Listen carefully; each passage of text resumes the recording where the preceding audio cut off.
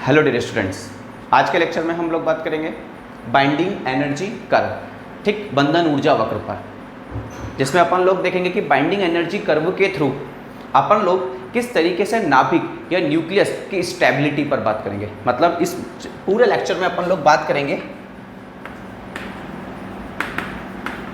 Variation of binding energy per nucleon, ठीक है ना, प्रति न्यूक्लियन बंधन ऊर्जा, variation of binding energy per nucleon with A, ठीक है ना। तो variation of binding energy per nucleon with A क्या है आप लोगों के पास? Mass number. और डेल्टा EBN क्या है अपन लोगों के पास? Binding energy per nucleon. मतलब अपन लोग यहाँ पे द्रव्यमान संख्या के साथ साथ प्रति न्यूक्लियन बंधन ऊर्जा में क्या परिवर्तन होता है उसी पर अपन लोग क्या करेंगे, यहाँ पे बात करेंगे कि जैसे जैसे द्रव्यमान संख्या बदलती है, ठीक है ना, जैसे जैसे मास नंबर चेंज होता है तो प्रति न्यूक्लियन बंधन ऊर्जा, it means binding energy per nucleon पर क्या इफेक्ट आता है। बाइंडिंग एनर्जी पर न्यूक्लियन क्या था? अपन लोगों ने देखा था कि जब न्यूक्लियस फॉर्म होता है, नाभिक बनता है, तो जो न्यूक्लियॉन्स होते हैं वो अपने द्रव्यमान में क्या करते हैं? क्षति करते हैं। द्रव्यमान को थोड़ा सा कम करके वहाँ पर एक एनर्जी जनरेट करते हैं। और वो एनर्जी क्या काम करती है? वो एनर्जी एक तरीके से नाभिक के अंदर, न्यूक्लियस के अंदर उन न्यूक्लियॉन्स को आपस में बांध के रखने का काम करती है। इसलिए अपन ने उसको क्या बोला था? बाइंडिंग एनर्जी, बंधन ऊर्जा बोला था। आई बात समझ में आप लोगों को? तो फैक्ट है कि जो न्यूक्लियस, बहुत ध्यान से देखना, जो न्यूक्लियस जितना ज़्यादा एनर्जी जनरेट करेगा, जो न्यूक्लियस जितना ज़्यादा एनर्जी जनरेट करेगा, फैक्ट है उस न्यूक्लियस में उन न्यूक्लियंस को बांध के रखने की, उस नाभिक में उन न्यूक्लियंस को बांध के रखने की पावर उतनी ज़्यादा होगी। इट मीन्स वो वाला नाभिक, वो वाला न्यूक्लियस उतना ही ज़्यादा क्या होगा? आप लोगों के पास स्टेबल होगा। तो ऐसी कंडीशन पर अपन क्या देखते हैं कि अपन लोगों को बाइंडिंग एनर्जी कर्व से, ठीक है ना, बाइंडिंग एनर्जी कर्व से अपन लोग एक तरीके से न्यूक्लियस, नाभिक की स्टेबिलिटी मतलब स्थायित्वता की बात करने लग गए कि जिस नाभिक के लिए, जिस न्यूक्लियस के लिए बाइंडिंग एनर्जी पर न्यूक्लियन, प्रति न्यूक्लियन बंधन ऊर्जा का मान जितना ज्यादा होगा, वो नाभिक उतना ही ज्यादा स्टेबल होगा, वो न्यूक्लियस उतना ही ज्यादा क्या होगा? अपन लोगों के पास स्टेबल होगा। तो ऐसी कंडीशन पर अपन लोगों को समझ में आने लग गया कि बाइंडिंग एनर्जी कर्व के थ्रू अपन लोग एक तरीके से न्यूक्लियस की स्टेबिलिटी को क्या कर सकते हैं? डिफाइन कर सकते हैं। तो ऐसी कंडीशन पे क्या हुआ? A = 1 से, जो भी अपनी पीरियोडिक टेबल है, उस पीरियोडिक टेबल के A = 1 से द्रव्यमान संख्या जिसकी 1 है और पीरियोडिक टेबल में जो लास्ट है उस द्रव्यमान संख्या तक सारे एलिमेंट की, सारे तत्व की क्या पता करी गई? प्रति न्यूक्लियन बंधन ऊर्जा निकाली गई, ठीक है ना। Binding energy per nucleon calculate करा गया और उसके बाद उसका एक क्या बनाया गया? ग्राफ बनाया गया। और वो देखना ग्राफ किस तरीके से बना अपन लोगों के पास, तो देखना आप लोग,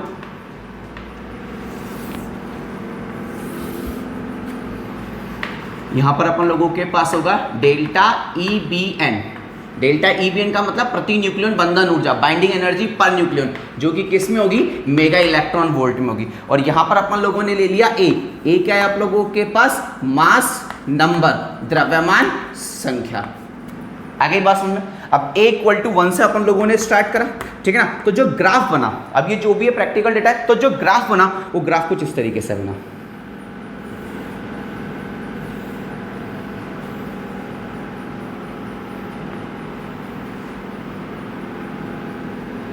इस तरीके से कुछ ग्राफ बना अपन लोगों के पास।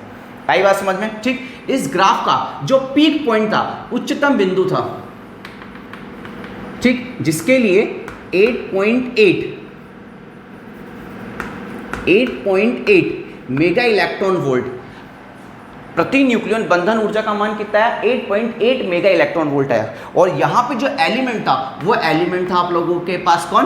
Fe। आ गई बात में? और यही रीजन होता है कि जो फेरस होता है, ठीक है ना, जो अपने पास लोहा होता है, जो आयरन होता है, ये अपन लोगों के पास एक तरीके से क्या होता है? सबसे स्टेबल न्यूक्लियाई होता है, सबसे स्टेबल न्यूक्लियाई होता है। तो नॉर्मली कर्व से ये पता लगा कि जो सबसे स्टेबल न्यूक्लियाई था वो अपन लोगों के पास एक तरीके से कौन सा था? वो अपन लोगों के पास Fe था, फेरस था, ठीक। और केमिस्ट्री भी यही बोलती है, ठीक ना। पहले अपन लोगों के पास फिजिक्स में किसी भी न्यूक्लियाई, किसी भी न्यूक्लियस, किसी भी नाभिक की स्टेबिलिटी फाइंड आउट करने के लिए कोई एक परफेक्ट फार्मूला नहीं था। अपन लोगों को किसकी हेल्प लेनी पड़ती थी? केमिस्ट्री की हेल्प लेनी पड़ती थी। लेकिन अब केमिस्ट्री ने तो बोल रखा है सबसे स्टेबल कौन है? फेरस। और यही रीज़न होता है कि जो अपन लोगों के पास जो अर्थ है, अपनी पृथ्वी है, उसके कोर में, उसके केंद्र में कौन पाया जाता है? लोहा पाया जाता है, फेरस पाया जाता है। तो ऐसी कंडीशन पे जब अपन लोगों ने बाइंडिंग एनर्जी निकाला, बाइंडिंग एनर्जी पर न्यूक्लियन, प्रति न्यूक्लियन बंधन ऊर्जा निकाली Fe की, तो वो सबसे ज्यादा ही, इट मीन सबसे ज्यादा स्टेबल कौन हुआ? फेरस। केमिस्ट्री भी यही बोल रही थी, फिजिक्स क्या? इस फॉर्मूले के अकॉर्डिंग, किस फॉर्मूले के according? Delta EBN equal to delta EB upon में A। इस फॉर्मूले के अकॉर्डिंग सबसे स्टेबल न्यूक्लियाई कौन है? फेरस, और फेरस ही आ रहा है। ठीक, इसी में अपन लोगों ने देखा कि इसके आसपास, जैसे कि ये जो लाइट न्यूक्लियाई थे, ठीक है ना, इसके नीचे जो न्यूक्लियाई होंगे, इसके नीचे जो नाभिक होंगे, उसको अपन क्या बोलेंगे? हल्के नाभिक, लाइट न्यूक्लियाई। और इसके आगे जो होंगे उसको अपन क्या बोलेंगे? एक तरीके से हैवी न्यूक्लियाई, ठीक है ना, भारी नाभिक बोलेंगे। ठीक, तो जो लाइट न्यूक्लियाई होते हैं, जैसे यहाँ पर अपन लोगों के पास अपन ले लेते हैं 1H1, ठीक, यहाँ पर अपन लोगों के पास हीलियम हो जाएगा, ठीक है ना, 2He4 हो जाएगा, यहाँ पर अपन लोगों के पास कार्बन हो जाएगा, यहाँ पर अपन लोगों के पास क्या हो जाएगा? एक तरीके से ऑक्सीजन हो जाएगा। ठीक, अभी जो पीक पॉइंट आता है, जैसे यहाँ पे 3 पीक पॉइंट है, 1 2 3, ये पीक पॉइंट क्या बता रहा है? पीक पॉइंट बता रहा है कि ये जो हीलियम है, कार्बन है, और अपन लोगों के पास जो ऑक्सीजन है, ये अपने अड़ोसी पड़ोसी, जो अपने नेबर एलिमेंट है, अपने जो अड़ोसी पड़ोसी तत्व हैं, उनकी तुलना में थोड़े ज़्यादा क्या होते हैं? आप लोगों के पास स्थायी होते हैं। तो केमिस्ट्री से पता करा कि ये जो डेटा है, क्या ये सही है? तो ये रियलिटी में ये सही आया। ठीक, कि जो हीलियम होता है, जो कार्बन होता है और जो ऑक्सीजन होता है, वो अपने अड़ोसी पड़ोसी जो तत्व होते हैं, जो अड़ोसी पड़ोसी जो नाभिक होते हैं, उसकी तुलना में क्या होते हैं? ज़्यादा स्थायी होते हैं। आई बात समझ में? ठीक, उसके बाद जैसे अपन थोड़ा सा और आगे बढ़े, जैसे मैं सबसे एक हैवी न्यूक्लियाई ले लेता हूँ, और वो हैवी न्यूक्लियाई अपन लोगों के पास एक तरीके से कौन है? यूरेनियम है, ठीक है ना। कौन है अपन लोगों के पास? यूरेनियम है। ठीक, और इसका कितना होता है अपन लोगों के पास? कैपिटल U लिख देता हूँ इसको। ठीक, कितना होता है? 92 238। ये अपन लोगों के पास एक तरीके से क्या है? Heavy nuclei. ठीक, और यहाँ पे ये जो यहाँ पे जो न्यूक्लियाई होंगे, जो यहाँ पे न्यूक्लियाई होंगे, वो अपन लोगों के पास एक तरीके से क्या होंगे?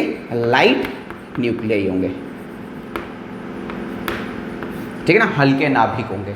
आई बात समझ में? ठीक, अब जो यूरेनियम होता है, इसके लिए जो बाइंडिंग एनर्जी होती है पर न्यूक्लियन, प्रति न्यूक्लियन बंधन ऊर्जा का मान होता है, वो होता है 7.7 मेगा इलेक्ट्रॉन वोल्ट, जो कि Fe से क्या है? कम है। और जितने भी इसके आगे होंगे, जितने भी हैवी न्यूक्लियाई होंगे, उनका जो भी बाइंडिंग एनर्जी पर न्यूक्लियन होगा, प्रति न्यूक्लियन बंधन ऊर्जा का मान सबका Fe से क्या होगा? आप लोगों के पास कम ही होगा। आई बात समझ में? तो ऐसी कंडीशन पे अब जैसे ये ग्राफ बन के तैयार हुआ, तो इस ग्राफ से अपन लोगों ने सबसे पहले क्या कंक्लूजन निकाला? इस ग्राफ से अपन लोगों ने कंक्लूजन निकाला कि इस ग्राफ के थ्रू मैं किसी भी नाभिक की स्टेबिलिटी को क्या कर सकता हूं? डिफाइन कर सकता हूं। एक बार देखो इसको जल्दी से।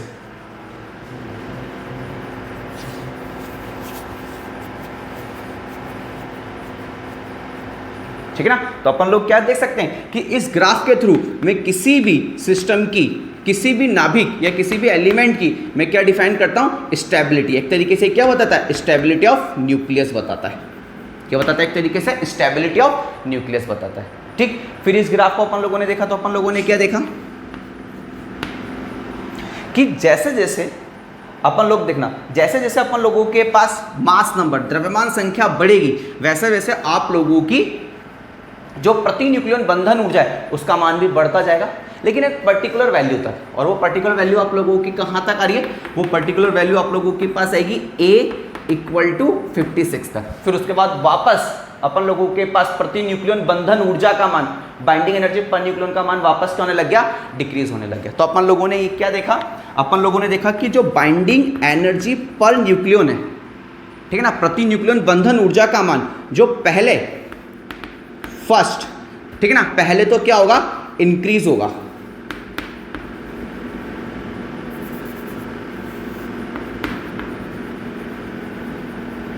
पहले तो क्या होगा? आप लोगों के पास इंक्रीज होगा। ठीक, इट मीन्स बढ़ेगा।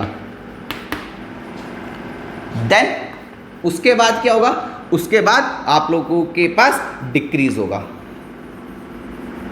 क्या होगा? आप लोगों के पास डिक्रीज होगा विथ मास नंबर। मतलब जैसे जैसे द्रव्यमान संख्या बढ़ेगी, वैसे वैसे प्रति न्यूक्लियन बंधन ऊर्जा का मान पहले तो बढ़ेगा, उसके बाद फिर आप लोगों के पास क्या होगा? डिक्रीज होगा। आई बात समझ में आप लोगों को। इसमें अपन लोग एक चीज़ और देख सकते हैं, और वो क्या देख सकते हैं अपन लोग यहाँ पे देख सकते हैं कि जो लाइट न्यूक्लियाई हैं, ठीक है ना, जो लाइटर न्यूक्लियाई हैं अपन लोगों के पास, ठीक है ना, जो अपन लोगों के पास लाइट न्यूक्लियाई हैं, हल्के नाभिक हैं, इसमें अपन लोग क्या देखते हैं, इसमें अपन लोग देखते हैं कि प्रति न्यूक्लियन बंधन ऊर्जा का मान बढ़ता है, ठीक है ना। जो अपन लोगों के पास लाइट न्यूक्लियाई हैं, हल्के नाभिक हैं, द्रव्यमान संख्या बढ़ने के साथ साथ, मास नंबर इंक्रीज होने के साथ साथ प्रति न्यूक्लियन बंधन ऊर्जा का मान बढ़ता है। बाइंडिंग एनर्जी पर न्यूक्लियन की जो वैल्यू है वो आप लोगों के पास क्या होती है, इंक्रीज होती है। लेकिन अपन क्या देखते हैं कि, ठीक है ना, उसके बाद अपन बात करते हैं किसके लिए, हैवी न्यूक्लियाई के लिए।